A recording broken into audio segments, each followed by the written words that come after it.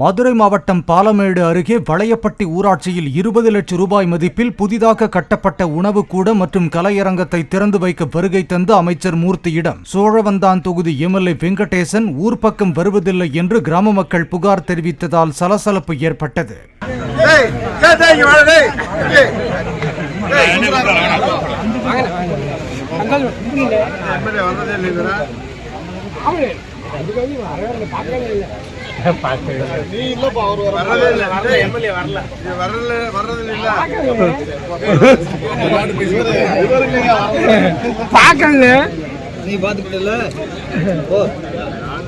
அரசம்பட்டியில் கூடியிருந்த பெண்கள் 4 ஆண்டுகளாக குடிநீர் உப்பு தண்ணியாக வருவதாக தெரிவித்தனர். தங்கள் பகுதியில் செல்போன் டவர் இல்லாததால் சிக்னல் கிடைக்கவில்லை என்றும் கூறினர். தண்ணி முக்கியமான தண்ணி உப்பா உறைஞ்சுக்கிறது, உள்ள தண்ணி ஃபுல்லாவே வெள்ளை வெள்ளையா வந்துருது, தண்ணி சாப்பிட முடியல, அப்படியே ஒரு மாதிரி சப்புன்னு இருக்குது அந்த தண்ணி. எங்களுக்கு வந்து டவர் வேணும். முக்கியமா எங்க ஊர் ஒரு கேதம் நடந்தாலுமே வெளியில இருந்து ஆளுங்க மதுரையில இருந்து வந்து சொல்லி தகவல் மூலியமா அந்த காலத்துல மாதிரி வீட்டுல வந்து சொல்றாங்க, இந்த மாதிரி எங்க ஊர்ல கேதம் நடந்திருக்கு, உங்களுக்கு சொந்தக்காரங்க வாங்கன்னு சொல்லி கூப்பிட்டாதே நாங்க போறாப்புல இருக்கு.